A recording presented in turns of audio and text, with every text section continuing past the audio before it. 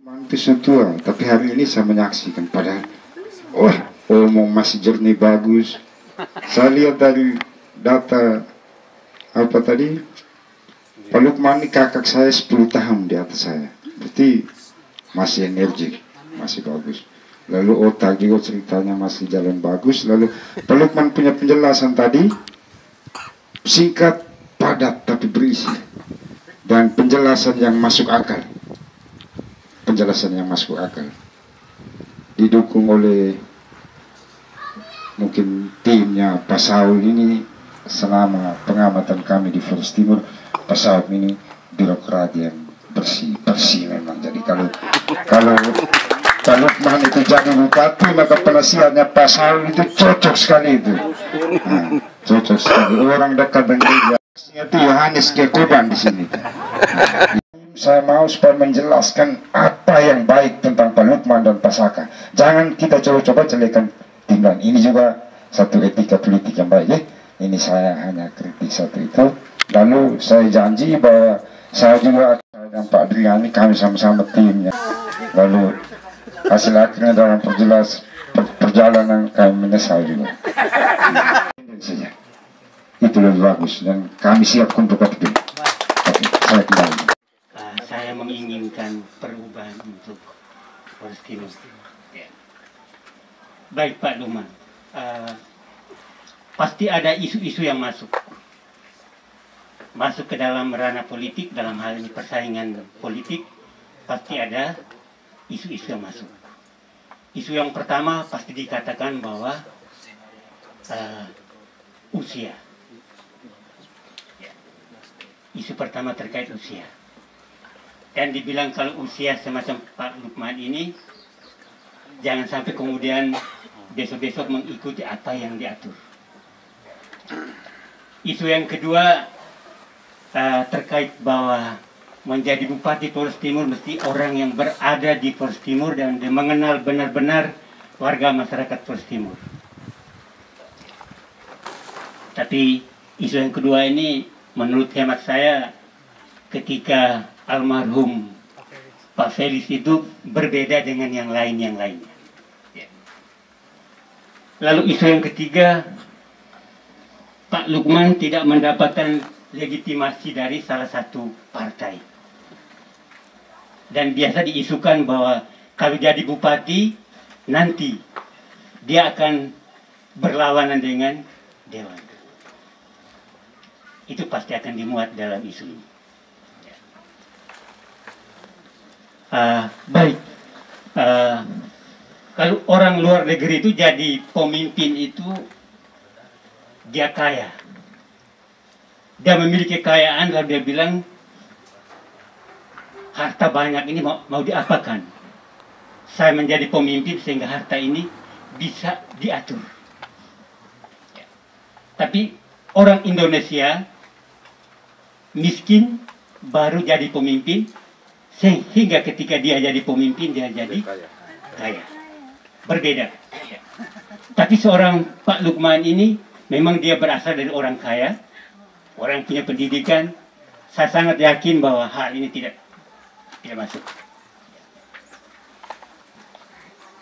Terkait pembangunan di wilayah Flores Timur ini, ya, saya kira Flores Timur ini juga menjadi kabupaten yang juga tidak beda dengan kabupaten kota yang lain ada di NTT ini. Ya. Tetapi saat ini mungkin persaingan pembangunan di Flores Timur dengan daerah lain ada bedanya. Dan karena itu salah satu isu keuangan. Biasanya setelah orang jadi pemimpin, sesudah itu dia mengatakan bahwa keuangan Flores Timur terbatas. Berbeda dan ketika dia melakukan kampanye, itu segala-galanya hebat, baik adanya. Tetapi ketika dia menjadi pejabat, dia beralasan tentang keuangan daerah terbatas. Saya yakin bahwa Pak Lukman tidak akan mengatakan hal seperti ini. Yang berikut terkait di bidang kesehatan, kita jujur mengatakan bahwa kita Flores Timur sampai saat ini boleh dibilang P3K. Karena ketika berat bawanya ke Maumere. Dan banyak orang Flores Timur hidup di Flores Timur tapi matinya di Maumere. Bapak seperti apa kalau kemudian sampai saat ini kita masih seperti ini? Ya. Saya kira hal yang lain nanti teman-teman yang... Saya sangat tertarik dari penjelasan Bapak Lukman itu menyangkut dengan hasil pertanian yang dibeli oleh orang-orang kabupaten lain. Sampai saat ini baru saya dengar apa yang dikatakan oleh Bapak Lukman. Saya punya pemikiran sebagai seorang pendidik. Kenapa ya kita punya hasil di sini tetapi orang lain yang menikmati?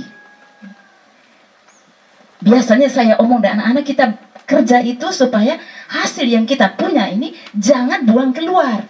Kita harus, nah di sini ada para pemuda yang punya niat, punya arah ke situ. Nah bagaimana triknya Bapak untuk membangkitkan semangat kaum muda supaya hasil yang kami punya ini di wilayah ini banyak pertanian sangat luar biasa, itu jangan keluar untuk memajukan daerah lain, tetapi memajukan daerah Flores Timur. Itu yang pertama Bapak. Yang kedua, untuk dana yang bergulir, saya sangat setuju. Saya tidak setuju dengan hibah. Itu tidak mendidik masyarakat. Yang bergulir itu saya senang supaya kita saling membantu. Hari ini saya, besok teman lain. Itu. Jadi mungkin kedepannya saya melihat tipe yang dimiliki oleh Bapak Lukman itu kami dari suara hati yang terdalam itu mirip Bapak Jokowi, itu berarti sangat menyentuh untuk kami. Terlebih kami kaum ibu, kalau tipe mode Jokowi berarti selalu di hati. Oleh sebab itu selalu di hati apa yang dikata dan harus dibuat. Kata sesuai dengan perbuatan. Terima kasih. Kita melihat Flores Timur juga, saya campur semuanya Bapak ya. Jadi memang kita ini sangat menyedihkan. APBD kita sekarang itu kecil. Padahal ini di Flores Timur sangat atau kurang mendapatkan perhatian. Sehingga PAD kita sekarang ini sangat rendah. Nah, kita inginkan ke depan itu bagaimana kita bisa mendobrak agar PAD kita itu meningkat. Maka tadi Mama, yang saya sudah ungkapkan tadi, melalui badan usaha milik daerah. Daerah-daerah lain itu punya Mama. Ya. Tetapi mereka nanti harus punya jaringan sampai ke desa-desa, termasuk di Hokkien Jaya. Ya. Inginnya saya tadi melalui BUMDes. Sehingga BUMDes itu juga bisa menjadi jaringannya, sehingga bisa bergerak dan bisa mendapatkan juga keuntungan. Jadi ke depan itu misalnya sekarang kita di sini apa yang banyak? Jamu mete atau kakao dan sebagainya tadi ini. Itu luar biasa. Itu bisa bekerja sama tadi, kita jual. Jadi tidak lagi nanti BUMDes itu membiarkan yang punya kakao tadi secara masing-masing menjual ke tengkulak-tengkulak dengan harga yang dipermainkan oleh mereka. Tidak pernah kita bisa tawar, ya, kita inginkan ini harga sekian. Mereka tetap harus menawar. Nah ini kalau BUMDes menangani di sini, nanti kalau saya terpilih, saya akan buat pertemuan itu. Semua BUMDes dengan BUMD yang kita ingin bentuk, duduk bersama, kita bicarakan. Saya ingat di Kalimantan itu, untuk sawit, itu setiap bulan itu, orang-orang sawit, para petani melalui kelompok mereka itu diundang oleh pemerintah daerah, duduk bersama dengan dinas yang terkait. Dengan melihat situasi sawit itu naik atau turun, mereka bisa memutuskan bersama. Kira-kira berapa? Jadi kompak. Nah di sini saya tidak tahu apakah sudah terjadi belum. Adanya asosiasi misalnya para petani koko atau kakao tadi. Ini harusnya bisa nanti bersama-sama dengan perdagangan ataupun nanti BUMD melalui itu kita diskusikan. Maka BUMD akan mengambil BUMDes tadi ini, lalu yang menjual itu melalui pemerintah daerah, CQ itu tadi BUMD. Itu yang menopang. Jadi kalau harganya jatuh di level luar, ya, kita kan harus ikut pemasaran ya, maka kita harus turun pun juga demikian bersama sehingga tidak fatal. Tapi kalau dia naiknya juga bagus sehingga ini juga keuntungan bisa kita dapatkan. Itu tadi yang saya bilang di bidang perikanan.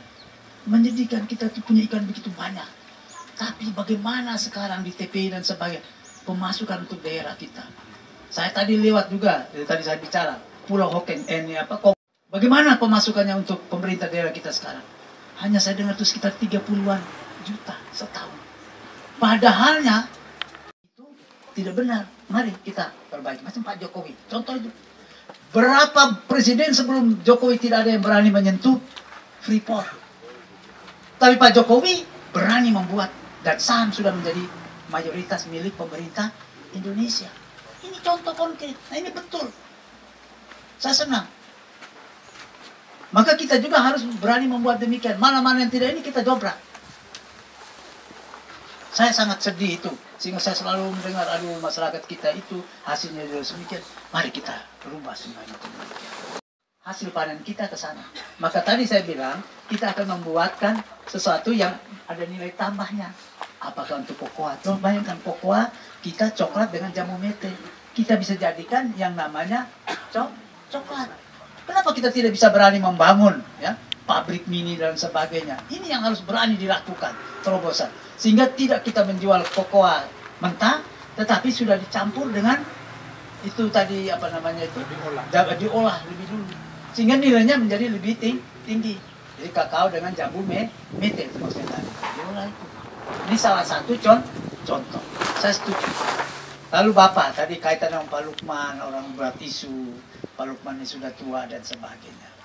Kita menjadi pemimpin itu bukan dilihat dari usia.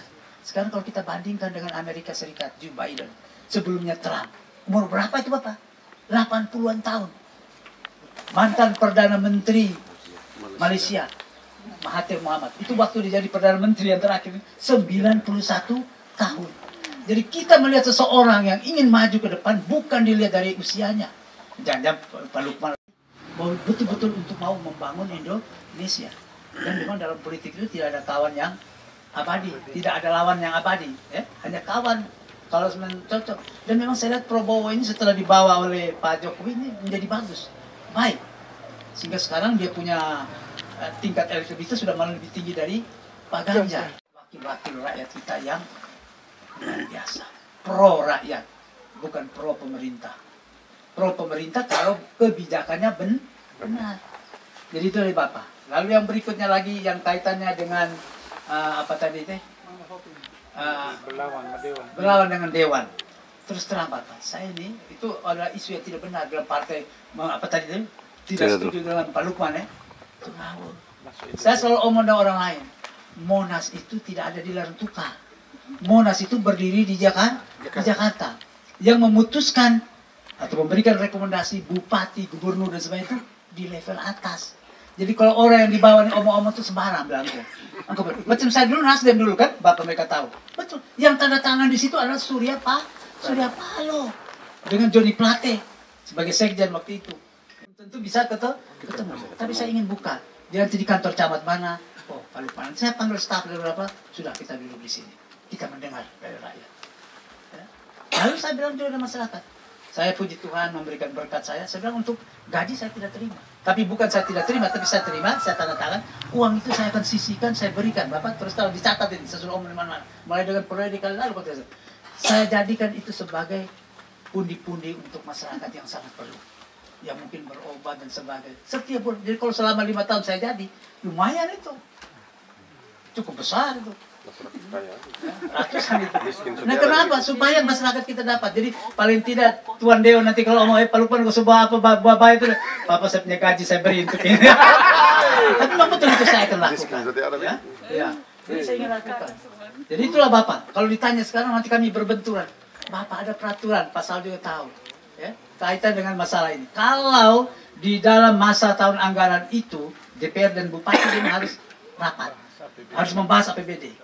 Kalau pada akhirnya mereka membuat lama-lama supaya untuk Bupati itu mudah. Kalau pembahasan itu mereka tidak ini, berhenti, stop gajinya. 3 bulan apabila tidak ditandatangani, anggota DPRD dan Bupati tidak boleh menerima gaji. Ya, sekarang tolong beradu kan, Pak Lukman dan Pak Saka, pensiunan pegawai negeri, ada pensiun, nah, ada gajinya. Tapi kalau anggota DPRD, apalagi yang tidak dari PNS, terada kan. Itu pertama. Lalu dari pemerintah pusat itu akan mengkat bantuan-bantuan. Kalau DPRD-nya nakal, tidak mau menandatanganinya. Itu. Lalu yang ketiga, bupati punya kewenangan. Apabila tidak disahkan, bupati boleh menggunakan platform anggaran tahun yang lalu. Jadi dia mau aspirasi kan, mau sabar. Kan saya pakai anggaran tahun yang lalu. Dulu kan. Jadi orang yang buat begitu tidak bisa. Lain jo. Jadi bupati itu punya kewenangan kuat. Dia diberi kewenangan dan itu bukan hanya omongnya peraturan pemerintah. Betul nggak Pak Saul? Itu. Jadi tadi kaitan dengan gaji tidak terima sama-sama. Iya kan? Lalu itu tadi bantuan dari pusat juga akan ada cut-nya.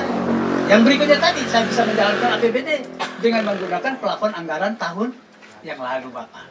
Jadi tidak usah khawatir dan apa yang dikatakan tadi tidak benar. Saya tadi bilang Monas. Jadi kami itu level atas yang pakai alat untuk pencuci darah. Tapi itu tadi tidak disiapkan orangnya, teknisinya. Sehingga apa setiap kali ini kita lari ke mau media. Sehingga itu mendapatkan perhatian saya juga, baik kesehatan maupun pendidikan juga saya dapat artikan. Saya pernah bilang dengan Pak Ben, kali lalu mungkin Bapak juga dengar, inginnya saya itu kan ada rumah sakit Pratama di Adonara di Solo. Dan ternyata kan terbukti mereka ikut saya. Di Adonara sudah ada. Di Solo saya waktu ke sana kemarin, Bapak kami sudah siapkan tanah. Di Manalarang itu kan kita harus buat baik. Saya tidak ingin misalnya obat-obat lalu susah didapat, lalu harus mau tidak mau beli dari luar. Kita buatkan. Supaya apa? Jangan sampai masyarakat sudah susah, anaknya masuk rumah sakit, cari obat tidak ada di situ, tapi beli dari luar lalu tidak ada penggantian. Itu harus ada penggantian. Diatur itu dalam BPJS. Lalu kok kita tidak lakukan? Kita beli obat di luar, tapi tidak mendapatkan obatnya itu tadi. Jadi Mama, saya setuju kita naikkan tipe tingkat itu tadi, Bapak ya, dan di rumah sakit sehingga kita bisa mandiri. Maka untuk itu kita perlu perhatikan teknisi mana yang masih kita perlu, mana juga dokter yang masih diperlukan supaya kita menjadi lebih baik. Saya kira itu Bapak. Masih ada lagi Bapak punya tadi? Tidak ada? Habis. Maka saya kira begini Pak, ada satu. Sudah omong, Pak Felix. Pak Felix itu orang Flores Timur yang ada di luar di Jakarta. Tapi ternyata sekarang di hati masyarakat Flores Timur, dia justru malah bupati yang dikenang, diingat. Coba kalau tidak ada Taman Felix Fernandez, jelek. Kita punya wajah Flores Timur. Ini orang-orang bagus, gagas. Coba waktu dia terpilih 2 kali, dia punya gagasan yang baik. Maka untuk itu Bapak, tidak usah berpikir. Itu namanya orang yang kita bilang katak dalam tempurung. Justru kita orang Flores Timur yang ada di luar itu, kita bisa membandingkan. Coba bayangkan, saya pergi ke Lewoleba waktu itu untuk ambil Pak Saka, panggil saya. Lewoleba itu luar biasa, jalan-jalannya lebar. Kantor bupatinya tingkat, rumah jabatan bupati di atas bukit, pemandangan cantik besar ya. Lalu perpustakaannya juga, DPR-nya juga, jalan-jalan. Kita bandingkan dengan Flores Timur. Padahal dia itu adik, keluar dari Flores Timur. Mau mirip anak malah kalau perlu kasar, kita kata anak daripada Flores Timur. Tapi lebih maju daripada Mama Bapak. Ini kan sedih. Kita harus mengubah. Jadi itulah Mama Bapak ya, Bapak ya. Sudah ada record.